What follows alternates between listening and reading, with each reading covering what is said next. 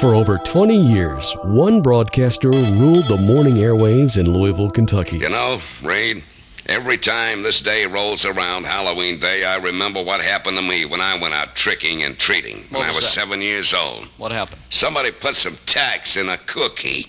Oh, no. You know, Mom and I never did get along after that, Reed. His daily show became an integral part of the early morning routines of tens of thousands of Kentucky and Indiana residents. Oh, the sun shines bright on my old Kentucky home.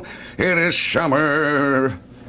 The rednecks are gay. His voice has been ingrained into the ears and hearts of hundreds of thousands of people in the Kentuckiana area. At least, ladies and gentlemen, I can say this one thing about Montgomery Hogg. He sure knows good food. Man, I didn't think there was anybody in this county that knew anything about collard greens and pot liquor, but this boy knows all about those goodies. It's been 20 years since he's pulled an airshift in the Derby City. But today, even in the 21st century, there is still only one Duke of Louisville, the legendary Bill Bailey. The Duke of Louisville, the alpha and the omega of broadcasting. Number one yesterday, today, and forevermore. He's having a wonderful time this morning. A wonderful, wonderful time. Bill Bailey. This is John Quincy from 79 WAKY.com and 1080 WKLO.com. For the next couple of hours, we're going to honor one of Kentucky's, one of the nation's greatest radio communicators. Young lady employed in a bank I do business with says to me last week, "Baby, the rain must fall." And I says to her, "If I played a number for you, would you let me pill for $1 or $2? I played it for her anyway. The answer was no. 7:45, just can't get any cooperation out of these banker people. Besides listening to several on-the-air Bill Bailey moments, we're going to hear from many of his former colleagues, as well as other broadcasters who have been inspired by the Duke of Louisville. Plus, we're going to hear from the man himself from an interview we did in early 2005.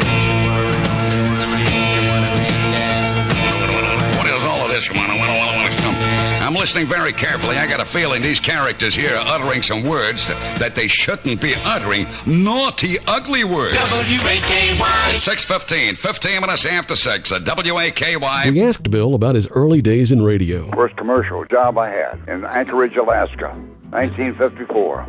Lou Collins was my name. A late night show called the Far North Jamboree. Now, I don't know why in the heck they referred to it with a Western name, because I played about anything I wanted to. Dean Martin was very popular then, and so was Earl Bostic. I loved Earl Bostic and his saxophone. Well, we played a lot of country music, but most of the talent that old Doc Purnell had there were real pros that came out of California. They came up there just to get away from the hectic life. So I got some good training there. I wasn't there very long, about a year and a half, maybe 2 years. The air name, Bill Bailey, where did that come from? It was given to me by a man by the name of Harold Alvester.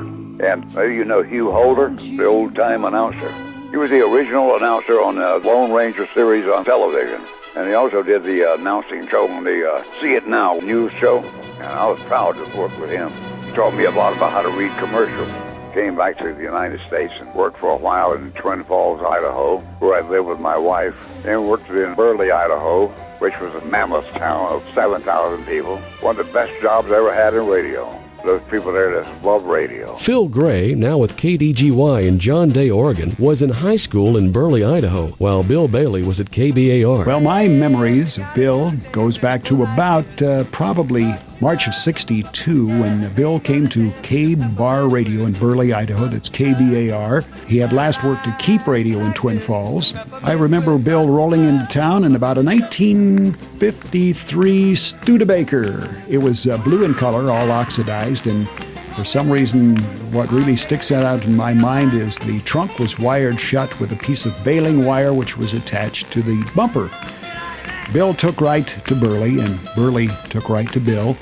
I think Bill was there for probably about a year and a half.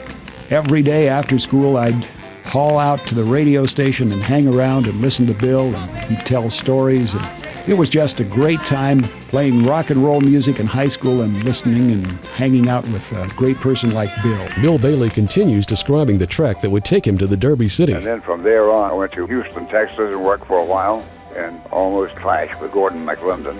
He was ruthless. He had a terrible reputation. I didn't want to work for him. I worked against him. Well, he didn't do any good, He was going to win. Boy, he was a tough competitor, but he was also a vicious man.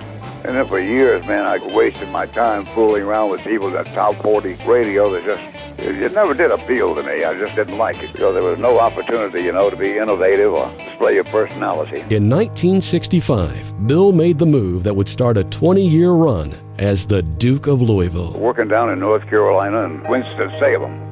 Now, I'll tell you the truth, I didn't make much of a dent in Winston-Salem. I didn't do anything. It was top 40 crap. I couldn't stand it, man. But I did it because you had to do it then, You got to make a living. And I had a wife who, at the most inappropriate time, had a baby. The same time that she had the baby was when I received the offer from WKLO to come to Louisville. As a matter of fact, the doctor said you can't move him until he's 6 weeks old. So we didn't move him. He was 6 weeks old when we hopped the train and came to Louisville. Terrell Matheny, then the program director of WKLO in Louisville, tells us how Bill joined the station. He was working in Winston-Salem, North Carolina, and I don't recall now how I heard of him, whether he contacted me or somebody told me about him or what, but I listened to his tape, and he was doing old-fashioned yak-it-up radio. But I heard that voice, and I heard that pseudo-accent of his, and I just fell in love. And I talked to him, and we would talk for hours at a time and trying to determine whether or not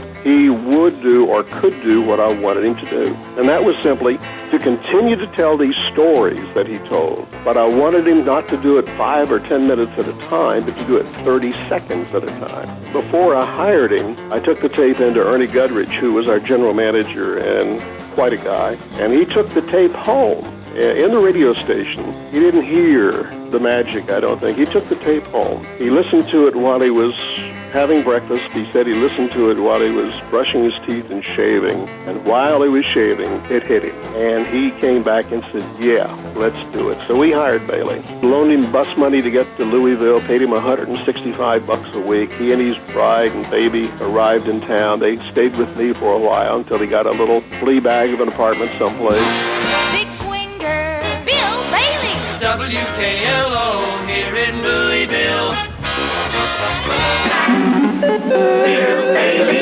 Well, I have here a note I found attached to the door when I arrived this morning. It says, "Good morning, Bill Bailey. How's the Duke this morning? Please say hello to the girls at St. Raphael School Cafeteria. Play something by Bobby Goldsboro for them after 7:30, please." Well, it's now 7:39. The note is signed Bill Evans and Jim Martin. Those red, white, and blue postal department representatives serving this fine city from the Starks building. How's about this? I'm a drifter. This is Bobby Goldsboro. 21 before 8.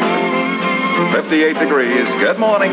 We agreed that he would start one of his rambling yarns, and then he would talk for about 30 to 40 seconds, and no matter where he was or what he was doing, he would just hit a button and play the next commercial or whatever was coming up. When it was over, he'd come back and pick up the story as if nothing had happened. At first, it was a little rugged, but finally he got the hang of it. Looking back, bringing Bill Bailey on board at Radio WKLO seemed like a stroke of genius, but some weren't convinced. WAKY DJ Tim Tyler. I remember when Bill came to WKLO, and let me tell you, that is probably as big a factor of KLO coming into parity with WAKY than anything else. We listened to him and we went, oh, what a joke. He'll never last. He's terrible. As we saw the numbers creep, our opinions changed. Again, Terrell Matheny. First week he worked there, he came in and quit 5 times. And during that period of time, I think just about every disc jockey there came in and threatened to quit. Johnny Randolph, Bill Crisp, all the fellows were calling him Mitch's Folly. After a while, things sort of worked out. He caught on, he calmed down, he relaxed. They began to accept him. I laughed because Bailey had a drinking problem. And there was a bar next door to the station called Kev's. And about a year after Bailey started, they used to slip him out the back of the bar in the afternoon while I was on the air to keep me from seeing him stagger because they knew I'd get on his case. These same guys who were threatening to quit the first week were then protecting him. I'm Bill Bailey with the Supremes. I'm Alan Bryan with news. Alan Bryan was WKLO's news director when Bill Bailey joined the station. I was fairly close to Bill Crisp when he worked there, and he was doing the morning show before Bill was. John Quincy Productions.